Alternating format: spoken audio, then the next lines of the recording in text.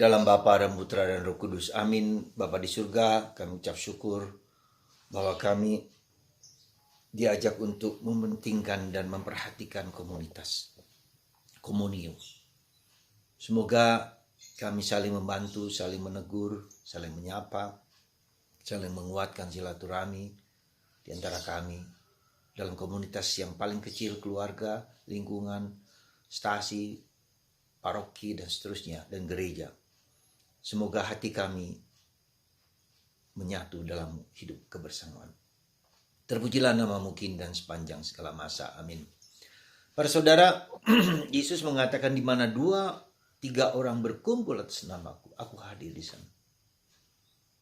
Ini menunjukkan suatu yang sangat penting, betapa komunitas, betapa komunitas yang berkomunio. Itu membantu kita untuk menguatkan panggilan hidup kita masing-masing. Kita tidak diciptakan sendiri-sendiri, tapi kita diciptakan dalam kebersamaan. Adam dan Hawa, kesatuan, komunio. Allah sendiri, Bapa, Putra, dan Roh Kudus merupakan komunio. Kebersatuan Allah Tritunggal Maha Kudus. Dan itu harus nyata dalam kehidupan kita bersama, dalam kehidupan kita bersaudara. Dan komunio yang paling inti adalah keluarga.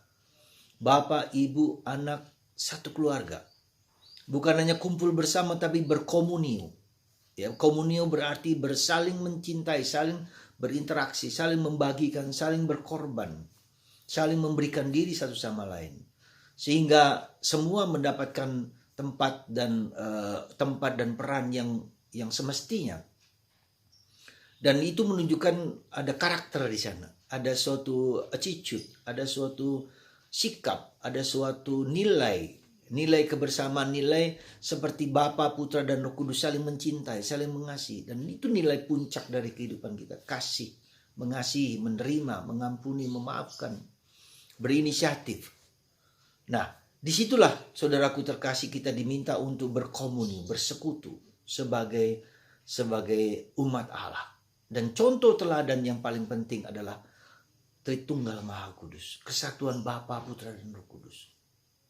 Itu yang menjadi dasar kenapa kita berkomunio, kenapa kita bersekutu, kenapa kita saling memberi dan saling mencintai. Paus Fransiskus mau mengadakan sinode yang disebut sinode. Kenapa disebut sinode? Sinode itu adalah mulai dari uskup, imam, awam, dan semua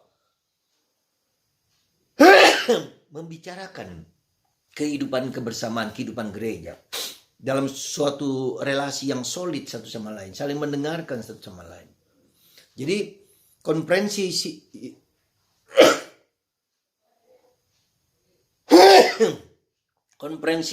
kepausan sekarang ini di setiap keuskupan supaya dibentuk sinodal, saling bersekutu, saling berbicara, saling berkelompok, saling membicarakan satu sama lain demi kebaikan kebersamaan. Jadi tanggung jawab kita, saya dan Anda, kita semua bertanggung jawab atas kehidupan keluarga kita masing-masing, kehidupan lingkungan kita masing-masing, kehidupan stasi, kehidupan gereja. Keterlibatan, keaktifan di sana harus menjadi suatu model untuk bisa membangun kebersamaan. Dan bukan memaksakan kehendakku sendiri, bukan memaksakan keinginanku sendiri, bukan karena egoismeku sendiri, tapi kita bersama-sama berbagi, sharing, mengungkapkan sesuatu gagasan kebersamaan. Nah, dalam konteks kebersamaan inilah, dalam konteks komunio inilah, kita ada saatnya kita juga menegur, mengkritik, dan menyampaikan bahwa ada sesuatu yang mungkin kurang, entah sebagai pribadi, entah sebagai komunitas, entah sebagai kelompok. Kita juga harus kritis dengan jalannya kehidupan kita bersama. Dalam keluarga saja kita bisa beda dengan satu sama lain. Bapak dan ibu dan anak kita satu sama lain, saling berbeda. Tapi kita saling mendengarkan, tidak menisbikan, kita menyingkirkan, tidak membuang pendapat mereka, tapi didengarkan. Jadi kunci besar dalam membentuk komunitas Yang paling kecil adalah mendengarkan. Bapak mendengarkan ibu, ibu mendengarkan bapak, orang tua mendengarkan anak, anak mendengarkan orang tua. Nah, zaman sekarang ini saat dunia medsos yang sangat kuat sekali, keluarga adalah tempat di mana mulai digrogoti, mulai dihancurkan. Orang menjadi sangat individualistis dengan HP-nya masing-masing. Orang menjadi sangat nggak mau diganggu oleh orang lain dengan kesibukannya bersilancar dengan HP dari pagi ke pagi, dari jam-jaman kita mendengarkan HP. Sahabat kita sekarang ini bukanlah suami, bukanlah istri, bukanlah anak, bukanlah orang yang dekat, tapi sahabat kita adalah Mas Andrew, itu Android. Dan di situ bisa ada banyak kemajuan tentu saja. Sahabat yang baik tentu bisa menjadi sahabat yang baik, tapi juga menjadi sahabat yang tidak baik. Ya. Jadi sahabat yang baik berarti kita mendengarkan berbagai macam isi yang sangat luar biasa, sangat bagus. Saya suka mendengarkan khotbah-khotbah uskup tertentu, Richard Barron, ya.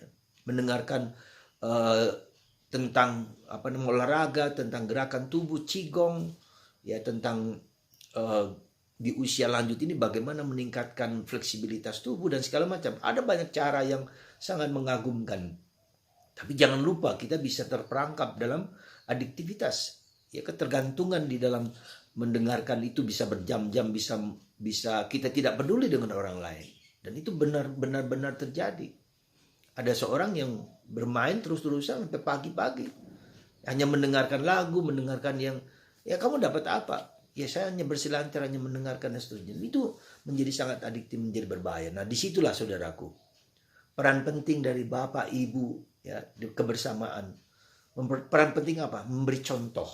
Ya, seorang bapak, seorang ibu memberi contoh kepada anak-anak. Kalau tidak boleh main HP, mereka juga harus membatasi diri dan banyak bergaul, banyak berbicara dan banyak mendengarkan. Ya, tidak menghakimi, tidak mengadili. Mendengarkan anak kita, mendengarkan istri, mendengarkan suami. Dan itu butuh pengorbanan, sangat-sangat butuh pengorbanan. Kita berani menentukan jam-jam untuk main HP, bisa. Nah, itulah. Nah, saudaraku terkasih dalam Kristus. Sebagaimana misalnya tradisi kita orang Batak misalnya dengan para lelaki di kafe-kafe tuak, jadi minum tuak dan sambil bermain bermain catur atau bermain kartu dan seterusnya. Itu semua bagus, tetapi itu juga bisa dalam batas dangkal, ya. Belum masuk ke kedalaman, belum masuk kepada sharing, belum masuk kepada hati yang terbuka dan membuka diri, ya. Dan itu kita harus masuk belajar ke sana. Maka Yesus mengatakan ketika orang itu ditegur secara pribadi tidak bisa, dibantu oleh komunitas, atau dibantu lagi dengan ya sudah kita doakan.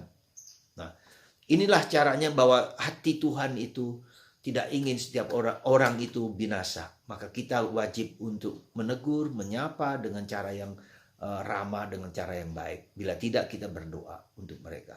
Semoga komunitas kita kembangkan karena tanggung jawab kita bersama. Tuhan memberkati Anda semua dalam nama Bapa dan Putra dan Roh Kudus. Amin.